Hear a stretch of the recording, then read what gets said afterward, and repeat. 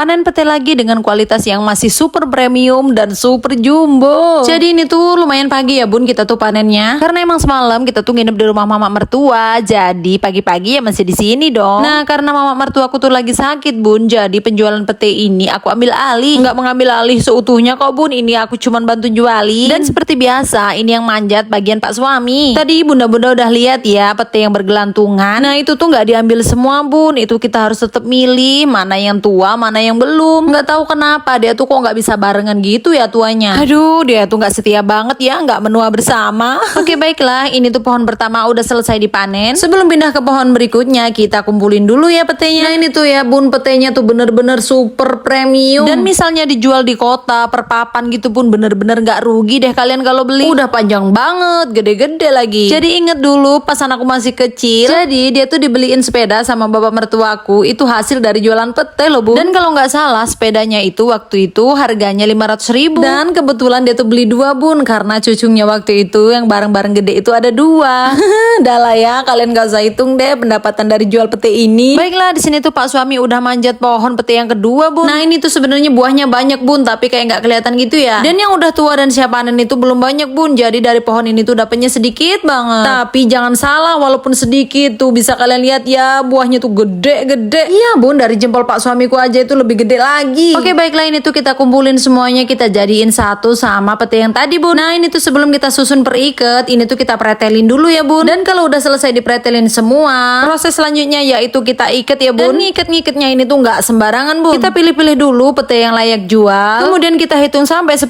papan baru kemudian kita tali. Dan talinya ini harus kuat ya bun. Sekuat tali persaudaraan kita. Dan ini aku mau spill satu pete yang super panjang ini ya bun. Dan setelah aku hitung ini kayaknya kalau nggak 17 itu 18 biji loh bun. Pokoknya kalian sudah bisa bikin sambal tempe plus pete dengan hanya satu papan aja. Dan ini tuh kita udah selesai ngikatnya dan ini tuh dapat 10 ikat ya. Dan yang nggak layak jual itu sudah pasti jatah aku bun. Oh iya bun, aku tuh di sini mau minta maaf loh karena sebelum video ini tayang petenya tuh udah sold out. Kalau kalian pengen beli tunggu kita panen lagi ya.